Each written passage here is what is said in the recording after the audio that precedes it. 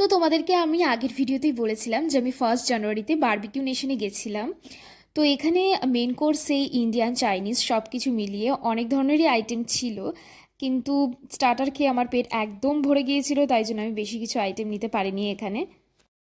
তো কম বেশি এখানে সব আইটেমই আমি ভিডিওতে ক্যাপচার করার চেষ্টা করেছি।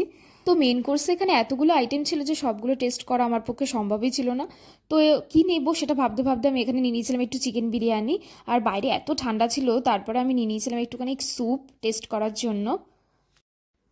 তারপরে আর এদিক ওদিক না তাকিয়ে সোজা পয়সা উসুল করার জন্য চলে গেছিলাম মাটন খেতে। তারপরে অবশ্য আমি একটুখানি রাইস নিয়েছিলাম মাটনের সঙ্গে খাওয়ার জন্য। আর এখানে দুটো বাটি দিতে দেখে কেউ ভেবো না যে আমি 2 বাটি মাটন খেয়েছি। একটা আমার ছিল, একটা আমার ফ্রেন্ডের ছিল। যদিও মেন কোর্সের আইটেমগুলো আমার কাছে একেবারেই অ্যাভারেজ লেগেছে, বাট স্যুপটা ভালো ছিল, ডেজার্টগুলোও ভালো ছিল। সবগুলোই মোটামুটি একটা প্লেটের মধ্যে আমরা নিয়ে নিয়েছিলাম, আর লাস্টে দুটো কুলফি খেয়েছিলাম।